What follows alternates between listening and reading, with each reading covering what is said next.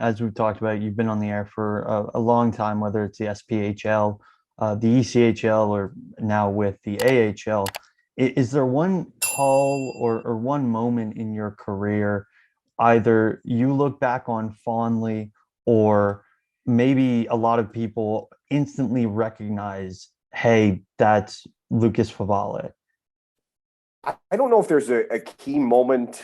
I mean, there's been so many great, exciting moments along the way. I mean, I was fortunate when I was an intern, the crunch, and we brought that back over the last 2 years now. We had television broadcasts as well.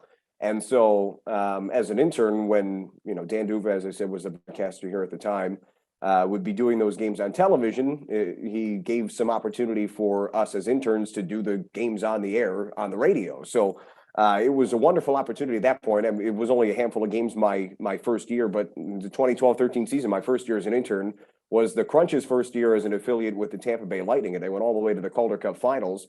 And so here I am, however old I was, let's say 2013, I got to do the math. I think I had just turned 21, and I'm calling a game of the Calder Cup Finals on the local radio station. It's obviously a huge matchup, the Crunch and the Grand Rapids Griffins, Game 6.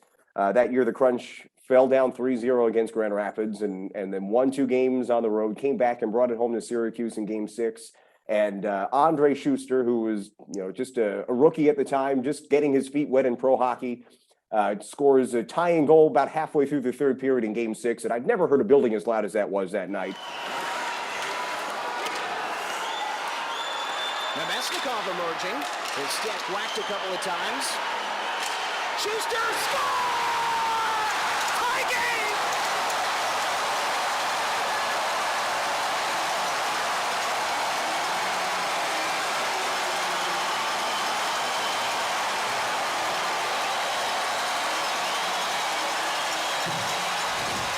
Second of the playoffs for Andre Schuster, and we're not at number 2. And I'm calling it, and I'm a college kid, so it's not a perfectly polished broadcast by any stretch of the imagination, but it was certainly passable, and that was a moment that for a while stood out to me, and then had more opportunities the next year. But yeah, there's been great moments along the way. In the SPHL, the level of hockey is not where we are in the AHL, but my first year there, the team went to the final, and they had a thrilling double overtime win against the defending champs to move on. So those are some moments in the Crunch since I've been back here. Almost always been a good team, and there's been some thrilling moments in the course of all of that. So I don't know if there's one. I mean, I mentioned a couple, I guess, but there's nothing besides those that really stand out. Besides just, there's every season has so many.